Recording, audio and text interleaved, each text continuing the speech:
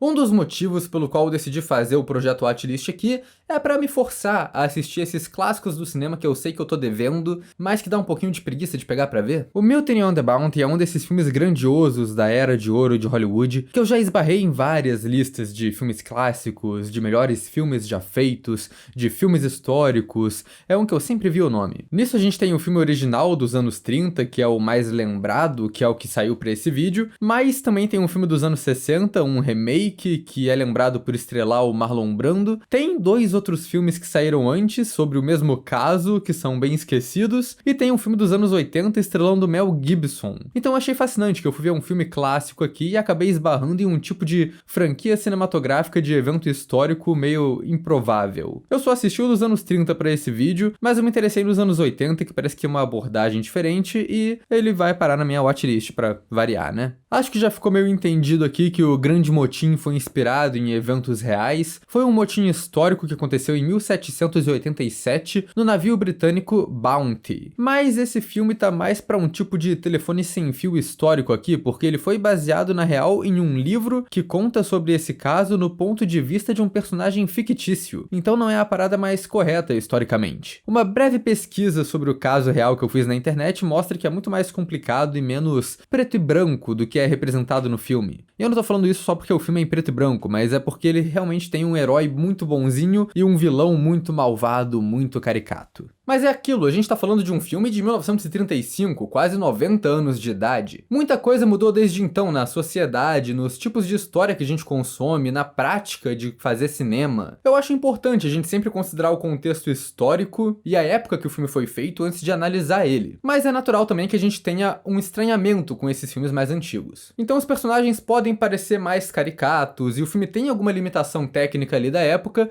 mas tendo dito isso, o filme é bom pra cacete. Não é à toa que ele é considerado um clássico atemporal. Ele foi dirigido pelo Frank Lloyd, um diretor veterano do cinema mudo, e é o filme mais conhecido dele. E ele é muito bem dirigido e bem montado, mas o filme também é carregado pelos dois atores principais. Tem o Clark Gable, de O Vento Levou, conhecido como o Rei de Hollywood na época, e o Charles Lofton, que foi um ator muito famoso, venceu o Oscar e tudo mais, mas eu lembro dele mais como o diretor de O Mensageiro do Diabo, um filme bem thriller e terror dos anos 50 que é muito foda e que tava muito à frente do seu tempo. E assim, quando esse filme lançou, o Clark Gable e o Charles Lofton tinham sido os dois últimos atores a vencer o Oscar de melhor ator nos anos anteriores. Então ter os dois contracenando aqui é maravilhoso. Esse filme inclusive fez história nas primeiras edições do Oscar. Ele recebeu 8 indicações: melhor filme, melhor direção, melhor roteiro, melhor montagem, melhor trilha sonora, e a parada é que as 3 últimas indicações foram todas para melhor ator, pro Clark Gable, pro Charles Lofton e pro Franchot Tone, que interpreta o terceiro protagonista do filme. Esse é o único filme da história a ter 3 atores indicados para a categoria de melhor ator, mas isso é porque, nessa época, a categoria de ator coadjuvante ainda não existia. Ela foi criada na premiação seguinte justamente para isso não se repetir. Apesar das indicações, a única vitória dele foi a de melhor filme, uma parada que já tinha acontecido antes nas primeiras premiações, mas que não se repetiu de novo até hoje, o filme que ganhar melhor filme não levar nenhum outro Oscar. Acho que todo esse papo de Oscar, de franquia e da reputação de todo mundo que estava envolvido nesse projeto, já deu para dar uma ideia do legado desse filme e o quanto ele é grandioso mesmo. Então, depois de encher essa bola toda dele, é hora de fazer uma análise sarcástica e cheia de piada ruim, como eu geralmente faço aqui no canal. Trate filme trash como se fosse cult e filme cult como se fosse trash. Esse é meu lema. Mentira, eu nunca falei isso. Então, a história do Grande Motim começa com esse barco, o Bounty. Ele vai sair para uma viagem que vai durar 2 anos, vai da Inglaterra pro Tahiti e depois de volta pra Inglaterra, com a missão de pegar um carregamento de jaca, ou seja lá que porra que é essa fruta aqui, esse negócio que tá aqui na tela. Os 3 personagens mais importantes aqui são Capitão Bligh, interpretado pelo Charles Lofton, que é o capitão tirano do navio, Fletcher Christian, o primeiro imediato dele, interpretado pelo Clark Gable, que é um cara bem mais compreensivo com a tripulação, e o menino Bayan, que vem de uma família rica, toda ex-marinheiros, e tá lá no navio como jovem aprendiz. A trama básica do filme é que o Bligh é tão filha da puta e trata todo mundo tão mal, com punições muito severas, que eventualmente o Christian lidera um motim, expulsa o Bligh e os que se mantêm leais a ele ele do navio e vira um foragido da coroa junto com o resto da galera que fica lá de rolê na Polinésia Francesa. Os dois primeiros atos do filme são um grande preparo para esse motim acontecer, e o último ato mostra as consequências ali para todos os envolvidos. A primeira cena já começa estabelecendo bem os elementos da trama ali. Começa com os gatos pingados no bar, fazendo nada, quando brotam uns malucos da marinha lá e recruta eles à força para servir nesse navio. Um deles pergunta quem é o capitão. Quando falam que é o Bligh, ele tenta sair correndo, mas não consegue. Já estabelece que o Bligh tem uma reputação não muito boa ali, e que parte da tripulação dele foi coagida a trabalhar ali, eles nem queriam estar lá para começo de conversa, o que também facilita a galera apoiar o motim depois. O resto dos personagens vai sendo apresentado aos poucos. Tem muitos deles aqui, porque além dos 3 principais, tem vários outros tripulantes secundários do navio, e eles são uma combinação de figuras históricas reais com personagens inventados pro filme. Desses secundários, um dos que mais chama a atenção é o médico bêbado de uma perna só. Ele é um personagem carismático que é legal com todo mundo da tripulação, e é um grande shitposter do navio. Ele tá sempre falando merda e conta umas 3 histórias diferentes ao longo da trama sobre como ele perdeu a perna dele. Ele é um dos personagens mais engraçados do filme, mas ele fica doente e morre na metade, parcialmente por culpa do capitão, que obrigou ele a sair do repouso. E isso é mais um dos motivos pro motim acontecer. Tem outro personagem que é pra ser uma figura cômica também, que aí eu já acho a pior parte do filme. Ele é tipo um mordomo do capitão, só que ele é muito deslocado, porque ele tem esse humor meio desenho animado. É o cara atrapalhado, que não sabe o que tá fazendo. Talvez seja uma coisa meio estilo de começo do cinema, anos 30, esses personagens que tem um humor visual meio besta, que parece herdado do cinema mudo. Eu lembro que lá na trecheira eu reclamei da mesma coisa na trashback do Homem Invisível de 33. Então acho que faz sentido. E curiosamente, esse personagem do mordomo só desaparece na metade do filme. Ele já é deslocado porque o filme todo é sobre maus tratos à tripulação e tem um cara fazendo palhaçada lá no meio. Mas depois que os personagens saem do Tahiti, e aí a trama fica tensa mesmo quando o motim vai estourar ali, vai comer solto o negócio, esse cara só não volta a aparecer mais no filme. Ele só sumiu, cara. A gente não sabe o que acontece com ele. Eu acho que isso acaba sendo talvez uma característica dessa Hollywood velha também, que é essa mistura de gêneros, porque o Grande Motim é classificado como um drama, mas dá pra dizer que ele é um drama histórico também, né, que ele é um filme de aventura, e ele tem esses momentos descarados de comédia e também de romance, porque quando os personagens chegam no Tahiti, o Clark Gable e o jovem rico começam uma subtrama de romance ali, com 2 mulheres nativas, que tem bastante foco na trama, mas não tem muita personalidade. Eu particularmente acho essa a parte mais desinteressante do filme, mas acho que cumpre um propósito ali, que é mostrar essa tentação da vida boa ali, que também é uma das coisas que vai motivar esse motim. O personagem do Clark Gable tem muitos momentos ali no começo que caracterizam bem ele, principalmente quando ele constrói essa amizade com o jovem rico e serve como mentor dele no navio. O jovem rico faz parte de um trio de aprendiz ali no barco, e um dos outros 2 aprendizes é um cara muito mala que enche o saco dos outros o tempo todo. Então o jovem rico e o terceiro aprendiz estão sempre fazendo pegadinha com o cara mala. O capitão odeia isso. Quando ele vê o jovem rico e o cara mala brigando, ele pune de uma maneira muito cruel o jovem rico, faz ele ficar pendurado no mastro do navio durante uma tempestade foda por um dia inteiro. Mas quando o Clark Gable vê os caras fazendo pegadinha com o maluco mala, ele acha engraçado e parabeniza o outro cara pela pegadinha bem feita. Então isso já mostra bem ali o contraste entre esses 2 comandantes ali do navio. E tem uma cena legal que todos os jovens ficam enjoados porque estão olhando para um lampião que tá tremendo do navio, enquanto o Clark Gable fica olhando pro negócio fixamente, igual um maníaco, que estabelece ele como um cara bem mais experiente ali, que já tem muitas viagens e sabe o que ele tá fazendo. Tem outros marinheiros secundários ali que tem seus dramas. Os que recebem mais destaque são um trio, que é o cara cafajeste que tem um monte de mulher, o ex-ladrão, que tá sempre sendo punido pelo capitão, e o jovem, que parece muito que vai ser um protagonista no começo, porque ele tá no bar com a noiva dele, que tá grávida, daqui a pouco eles vão ter um filho, e aí ele é retirado dessa vida e obrigado a ficar 2 anos no navio, ter um dilema lá de que ele não vai ver o filho dele crescendo. Mas curiosamente isso tudo é parte de um personagem bem pequeno, apesar de ser um drama bem grande. Esses 3 personagens tomam parte no motim e são todos recapturados no último ato do filme. E aí tem uma parada que eu não curti muito, porque o final do filme foca muito nesse julgamento e a gente vê o que acontece com o jovem rico que era o protagonista. Mas esses personagens secundários não têm uma conclusão tão certeira na trama. Todos eles são baseados em figuras históricas específicas. Então eu tive que dar uma olhada nas Wikipédia da vida pra saber quem ali foi executado pelo governo e quem foi absolvido. Spoiler, os únicos absolvidos foram o jovem rico e o cara com as várias esposas. Mas enfim, né, voltando nessa questão do personagem do Clark Gable, é aquilo que eu falei. O filme se dá muito trabalho pra colocar ele como um mocinho ali, um cara com honra, sendo que todo o lance do personagem dele é que ele vai virar um amotinador. E isso eles fazem com o personagem tendo dilemas ali desde que ele entra no navio. navio. Ele entra em atrito com o capitão bem cedo na trama e os personagens secundários convocam ele pra fazer um motim mais cedo no filme. Ele até fica ofendido quando a galera chama ele pra fazer isso e no começo quando o capitão acusa ele de estar elaborando um golpe. É só quando a situação fica muito insustentável que ele passa a considerar o motim como uma opção. E aqui entra o Capitão Bligh, que é um cara tão escroto durante o filme todo que eu não sei se eu acho isso bom ou não, pra falar a verdade. Assim, o Charles Lofton tá mandando muito, é a melhor atuação do filme. Ele entra no navio na primeira cena dele e tu já entende quem é esse personagem só pelo jeito que ele se porta ali. Tá todo mundo tendo uma grande despedida ali no convés do navio, os familiares se despedindo da galera que vai embora. Tá praticamente em clima de festa ali, mas quando ele chega lá, ele já fala: o que essa ralé tá fazendo aqui? E expulsa todo mundo do navio dele, o que já mostra como ele é rigoroso. Mas assim, até as falas dele, cara, ele fala tudo de um jeito rápido e certeiro, que ele tá no comando, ele tem certeza do que ele tá fazendo e você tem que obedecer, e é isso.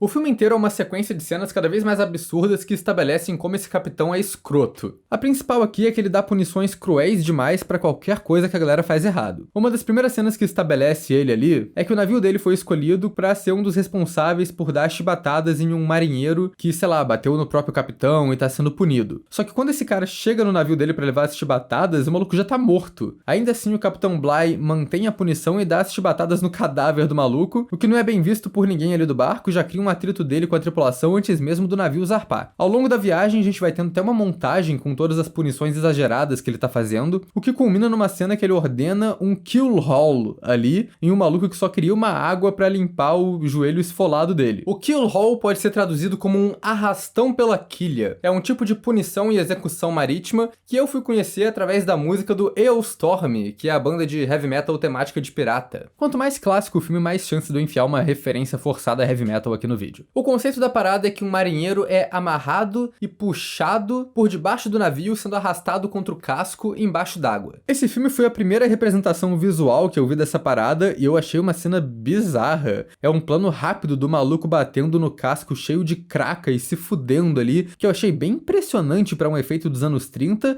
e uma cena bem aterrorizante mesmo. Acho que nem precisa dizer que esse maluco morreu, tá ligado? Então o capitão é desnecessariamente cruel com todo mundo. Só que conforme o filme vai passando, a parada vai ficando cada vez pior, porque a gente vai vendo que ele não é só cruel, ele é corrupto também. O maluco vai ficando tão malvado, fazendo tanta merda, que ele fica caricato. Ele rouba a comida da galera, faz uma divisão de comida péssima entre a tripulação e depois obriga o Clark Gable a assinar um documento dizendo que ele foi justo. Tem até uma cena que ele coloca intercalado ali, um maluco sendo punido, amarrado, fritando no sol, com o capitão tendo um jantar bem carregado na cabine dele. Ele chega a roubar as pérolas que o Clark Gable recebe de presente da namorada dele lá do Tahiti. O cara é desprezível em todos os aspectos. Quando o Clark Gable fala na cara dele que ele quer denunciar o cara, aí o capitão começa a maltratar muito o Clark Gable, porque ele tá tentando fazer um jogo ali, ele quer que o Clark Gable bata nele pra ele poder ter o direito de punição e de mandar matar o Clark Gable pra ele conseguir se safar. É tipo toda uma tramóia muito elaborada ali. Tem uma cena que é o jantar com os oficiais do navio que todo mundo parece ter medo dele. E assim, tirando uns 3 malucos ali, todo mundo do navio parece odiar o cara. Porra, a situação que esse filme coloca aqui é tão bizarra que é tipo, não é nem surpreendente que esse motim aconteceu. O que surpreende na real é que demorou tanto assim pra ele acontecer. O Clark Gable até fala que o capitão é um bom marinheiro. O tempo todo eles falam isso na real, como um jeito de justificar por que ele ainda tem essa posição de liderança e o respeito das pessoas. Mas o filme foca tanto na parte dele sendo filha da puta, que isso nem aparece muito. A impressão que a gente tem é só que ele é um péssimo líder mesmo o filme inteiro, porque a maioria das merdas que ele tem que resolver ao longo do filme acabam acontecendo por causa de merdas que ele mesmo fez antes, de punições exageradas e tudo mais. É só pro final do filme, depois que o motim acontece e ele é expulso do navio, que ele vai ter uns momentos que mostram ele como um bom líder e um bom navegador ali. E sei lá, cara, eu acho que seria mais interessante se esse lado dele aparecesse mais desde o começo da trama. É aquela coisa que eu falei sobre a moralidade, que o filme coloca o Clark Gable como o bonzinho e o capitão como o malvadão, com poucos momentos que refutam essas caracterizações. Assim, eu não acho que todo filme precisa ter um anti-herói complexo ou alguma coisa assim. Mas esse é um caso peculiar, porque quanto mais eu li sobre a história do motim real, na breve pesquisa na Wikipedia que eu fiz, mais o filme me pareceu tomar uma escolha peculiar ali, que ele teve que mudar muito a história pra conseguir deixar um bonzinho e o outro malvado. O que eu vi é que todas as piores atitudes do Capitão Bligh aqui, a corrupção, as execuções e tudo mais, tudo isso foi inventado. De acordo com os registros do navio histórico, inclusive, o cara ele até pegava leve nas punições, considerando que era normal de punição na marinha inglesa natureza da época. Ao mesmo tempo, a motivação do motim histórico também não foi tão heróica. Não foi, nossa, estamos sendo maltratados e precisamos de direitos. Foi uma galera que ficou muito tempo morando ali no paraíso tropical do Tahiti, e depois, quando era pra voltar pra trabalhar no navio, eles não queriam e se rebelaram. A galera que fez o motim fugiu e eventualmente foi morar numa ilha paradisíaca inabitada, e essa história vai ficando muito bizarra, porque parece que eles sequestraram vários nativos pra levar pra essa ilha e praticamente escravizaram eles ali, até que eles se rebelaram e mataram quase todos os marinheiros desse motim, incluindo o Fletcher Christian histórico, né, o cara que é interpretado pelo Clark Gable, o herói desse filme. Então assim, isso é muita doideira e não tá nesse filme.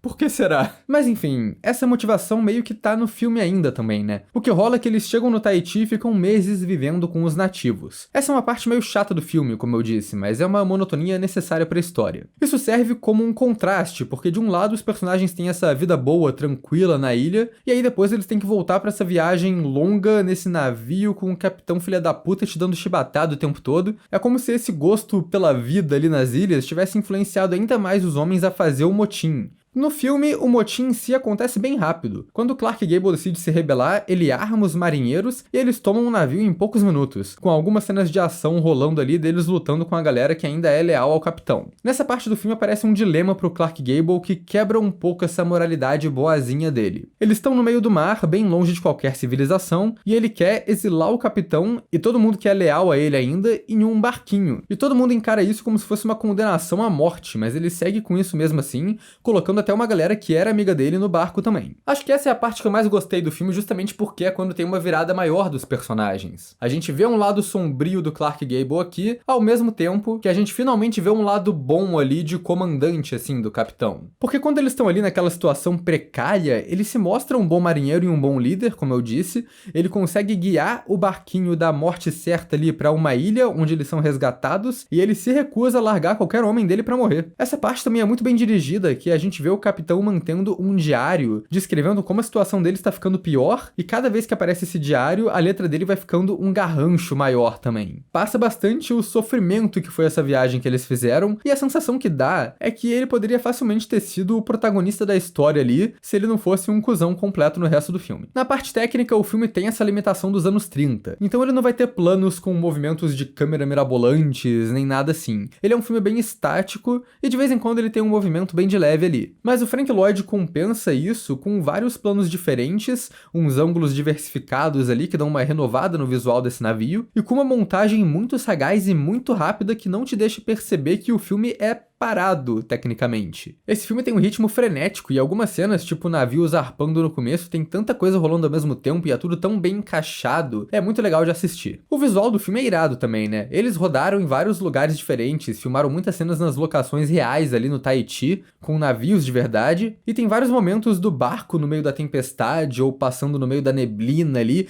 que são muito bem feitos em questão de efeito e design também. E eu gosto também das transições do filme, que são feitas nesse estilo de pontinho andando no mapa. É engraçado que eu falei isso aqui no vídeo do Indiana Jones, que é uma transição que ficou muito marcada daquela franquia que eu só consigo enxergar como a transição do Indiana Jones. Mas como todo o Indiana Jones é uma homenagem a filmes antigos, faz sentido que eles tenham pego isso de algum lugar também, né? E eu acho legal que essa transição acaba contando uma parte da história pra gente sem diálogo expositivo. No começo eles falam que iam tentar dar a volta nas Américas pra chegar lá no Oceano Pacífico. Mas se isso falhasse, eles iam ter que cruzar todo o Atlântico e dar a volta pela África. A gente vê pelo mapa que foi exatamente isso que aconteceu, a viagem pelas Américas deu errado, e eles tiveram que ficar mais tempo no navio e mudar de rota. Os personagens mesmo nunca mencionam isso em nenhum diálogo, mas fica meio implícito ali que também tiveram mais atritos e teve mais tempo pro capitão punir a galera por causa disso. O último ato do filme divide a trama em um núcleo para cada um dos três protagonistas. Tem toda a sequência do Capitão Bligh no barquinho dele tentando sobreviver, que eu já mencionei, e aí ele volta pra trama depois como capitão de outro navio e vira um tipo de Capitão Ahab ali, que ele tá obcecado em capturar o Christian, ao ponto dele afundar esse outro navio, porque ele não larga essa busca nem quando tá num terreno perigoso com uma tempestade tensa. Que, de novo, é uma cena com efeitos muito fodas, assim, de cenário, e é um momento tenso do filme. Os personagens estão presos em uma sala com a água entrando e o capitão demora até o último momento pra ir lá salvar eles, mas ainda assim ele insiste que ele vai salvar todo mundo porque não vai ter prisioneiro morrendo enquanto ele tá sendo capitão do navio. O que, de novo, é uma atitude que dá uma nova cara, assim, pra esse capitão. A gente também acompanha o Clark Gable Gable e a galera do motim vivendo ali no Tahiti, na ilha paradisíaca deles. Quando eles veem esse outro navio britânico chegando, eles fogem pra uma ilha inabitada, tacam fogo no navio, né, no Bounty, e vão morar lá o resto da vida. O que não é muito, né, porque como eu disse antes, a história real depois disso fica bem tensa e todo mundo é assassinado alguns anos depois. Mas eu gosto desse ato de queimar o navio, dá uma sensação de finalização pra história ali, como se ele fosse um dos personagens principais também, e ele morreu ali no final. O jovem rico acho que tem a história mais única aqui. Ele não fez parte do motim, mas ele não consegue escapar junto com o capitão e quem é leal a ele ainda. Então ele acaba ficando no navio com o Clark Gable e ele não foge com o Christian no final, ele fica lá pra ser resgatado pelo navio britânico que aparece na ilha. Mas o capitão Bligh sabe da amizade dele com o Clark Gable, então ele julga que ele fez parte do motim e leva ele preso de qualquer jeito. O ato final acaba como um filme de julgamento ali. O menino tenta provar a inocência dele e denuncia o comportamento abusivo do Bligh. O Bligh não recebe nenhuma punição e o menino denuncia tudo, fala o lado dele da história e ainda assim é condenado à morte pela coroa britânica. Mas como ele é um jovem rico, isso não dá em nada, porque papai e seus amigos lords aparecem para pedir um perdão pro garoto, então ele consegue ser perdoado pelo próprio rei da Inglaterra e o filme deixa implícito que ele vai ter uma carreira promissora na marinha e o respeito de todo mundo por ter se virado contra o Capitão Bligh no final do julgamento. Então pelo menos esse personagem tem um final feliz ali. O personagem é fictício, mas tudo isso foi mais ou menos inspirado em algumas figuras históricas reais que estavam ali, então tem uma base pra toda essa história acontecer. Enfim, eu achei esse filme muito bom. É impressionante tudo que eles fizeram aqui, ainda mais pensando que eles filmaram tudo na locação, com os planos bem legais ali do navio, e foi tudo feito com equipamento dos anos 30, né? Então ele não recebeu várias indicações a prêmios assim à toa. É uma história que não é muito complexa, acaba sendo um pouquinho caricata, mas que funciona e que tem atores excelentes pra carregar ela. Acho que só pelo papel e pela atuação do Charles Lofton aqui, já dá pra assistir esse filme de boa. Então, no geral, foi mais um acerto aqui no Projeto Watchlist. E agora, como final de todo o Projeto Watchlist, é hora do sorteio, o momento mais esperado e mais tenso de todo esse quadro. Vamos lá. Que porra é essa, maluco? É uma animação. Cara, eu não tenho ideia de que filme é esse ou do porquê ele tá na minha watchlist, mas é uma animação muito bizarra, pelo visto, e francesa. Vamos ver qual é, né?